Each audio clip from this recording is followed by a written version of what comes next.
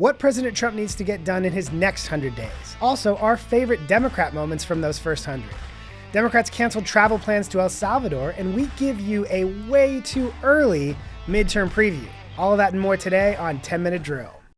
Everybody get up, get up. The story of America is the story of an adventure. I can hear you.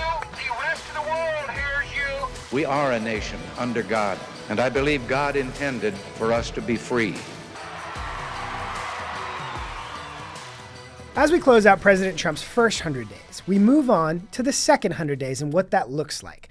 Right now, he's got two primary priorities. While the first 100 days primarily focused on closing the border and implementing DOGE and everything that will lead to in the future, the second 100 days is primarily going to focus on the economy with a huge focus on Congress. The first order of priority is to get a number of trade deals done. President Trump's goal will be to get every country apart from China, which will take significantly longer time, off the table. He seems to primarily see the shortest term success coming from Asian countries, in particular Japan, South Korea. He also feels like he's getting close to a deal with India. So we'll watch and see where those go. But as those trade deals get announced over the next few weeks, we hope to see a steadying in the markets, as we've seen reports of growth slowing and other challenges like that. But the other most important factor right now for President Trump is to move forward and help Congress pass the reconciliation bill and the extension of the 2017 middle-class tax cuts. The Speaker Johnson and Leader Thune have shown incredible unity, and I would attribute that to President Trump's leadership. And they have moved the bills and their respective houses forward. And what I am hoping for is that we will have a signed, sealed, and delivered tax bill by July 4th. We're working on the big, beautiful bill, the reconciliation bill.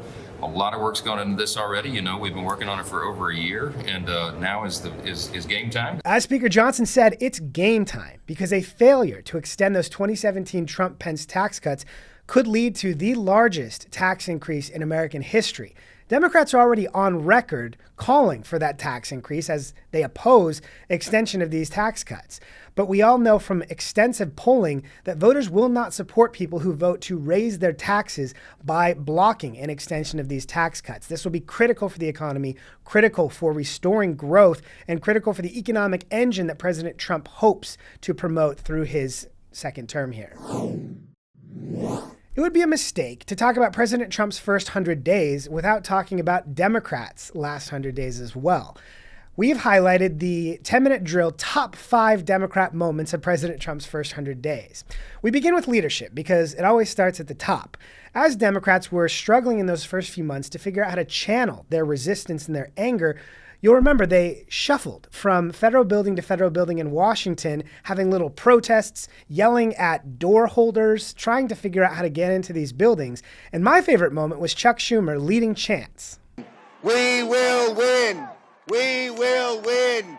That energy, represented by very old Democrats shuffling, carried on to Representative Al Green waving his cane and yelling during President Trump's joint address. Finding that members continue to engage in willful and concerted disruption of proper decorum, the chair now directs the Sergeant-at-Arms to restore order. Remove this gentleman from the chamber. You'll remember that Representative Green was censured by members of both parties, which was a terrible embarrassment for Democrats. On the same night as Al Green's old man yells at clouds moment, Senate Democrats recorded videos of themselves delivering the exact same scripted attack on President Trump. Since day one, Donald Trump's presidency, prices are not down, they're up. Inflation is getting worse. Prices. One way that Democrats have channeled this resistance energy is by getting behind a new crop of pretty radical leaders. Bernie Sanders and AOC launched their Fighting Oligarchs tour, which we previously discussed was funded by oligarchs. But the best revelation of this tour was revealed by Fox News Digital, who found video of AOC and Bernie Sanders traveling on private jets. They're on private jets to their Fighting Oligarchs tour funded by oligarchs. Doesn't get better than that. Fifth, and perhaps least important but still notable, was the Spartacus stunts. You'll remember he gave a 25-hour floor speech that nobody talked about the next day, that had no discernible theme or call to action. It was just Senator Cory Booker, previously naming himself Spartacus, speaking to an empty room about his anger at President Trump. Writing me letters with words like fear and terror. They're talking about staying up at night and not being able to sleep because they don't have a president that comforts them. He followed that up with a fake sit-in, sitting on the steps of the Capitol on a beautiful Sunday, again, talking to Democrats for about 12 hours with no discernible specific message or call to action. I will build this world from love. Not too bad.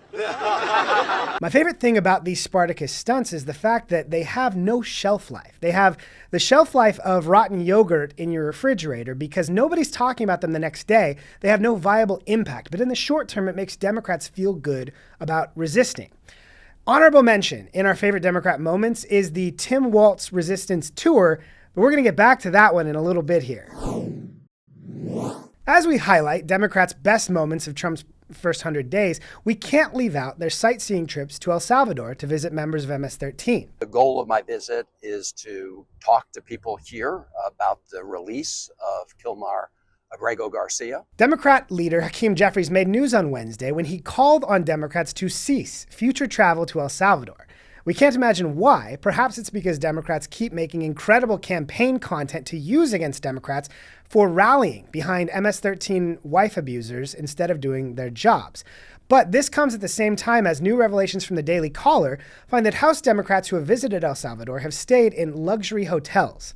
Huge credit to Daily Caller's Adam Pack for that find.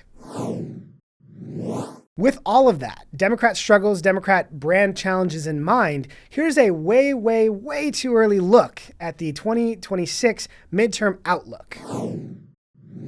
We're going to try something a little bit different today. We're going to do the Bill Hemmer impression with our big board as we talk about the 2026 way too early midterm preview. Republicans are going to be primarily focused down here on the state of Georgia, where Jon Ossoff is currently serving in a state that President Trump won that has a Republican governor in Brian Kemp, but he votes, as a lot of Republicans would say, like he represents a state like Vermont or perhaps Massachusetts. Meanwhile, Democrats are going to be focusing their fire on Maine Senator Susan Collins and North Carolina Senator Tom Tillis. Both of those Republican senators were underestimated in the 2020 election cycle when Democrats had a very favorable map at the end of the day, but both of them came out on top. So we'll see where that one goes. But there are also a few open seats. We have Michigan, New Hampshire. Those ones both are open because of Democrat retirements, which is something that we'll talk about in just a second. But on to the House. Republicans are targeting 13 Democrats in seats that President Trump won. There are a wide number of seats that Kamala Harris won by 5 points or less as well that Republicans are believing they have an opportunity to contest in.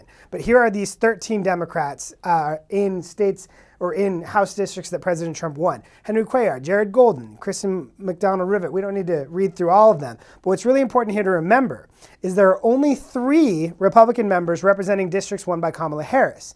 In 2018, there were 23 Republicans in districts Hillary Clinton won, and Democrats targeted them all. So Republicans feel like this is a fairly positive map for them, even though they're coming into this cycle facing those headwinds that normally face the party in power.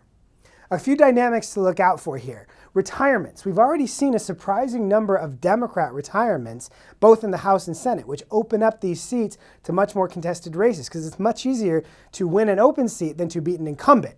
We're also going to be looking at Democrat primaries. One thing that happens, particularly with President Trump in office, is Democrats sort of have a race to out-extreme each other, and that can lead to weaker Democrats making it through the primaries, which give Republicans a better opportunity to win their seats. Third, overreaction to President Trump. We're going to be watching a number of big votes that come up over the next, year and a half at this point to see if Democrats move a little bit too far on these extreme issues, again, to counter President Trump, that will put them in a difficult position to win next November. For our You Can't Make It Up segment today, we have a clip from our favorite, Tim Walz. But I also was on the ticket, quite honestly, because I could code talk to white guys watching football, fixing their truck, doing that. Code talk to white guys watching football. I think that even someone that uses the words code talk probably isn't going to be a good ambassador to guys. But sending Tim Walz as the ambassador to men is a little bit like sending David Hogg to be the face of Bass Pro Shops, Dylan Mulvaney to be the face of Bud Light. It's a layered one for you. Meghan Markle as ambassador to the UK, because we know that they love her there. Or Blake Lively to be the face of your HR department. That is all the time we have for today. Thank you so much for joining us. It's been a fun one. Please subscribe on YouTube, like, leave a review, tell your friends. Thanks again. Have a good one.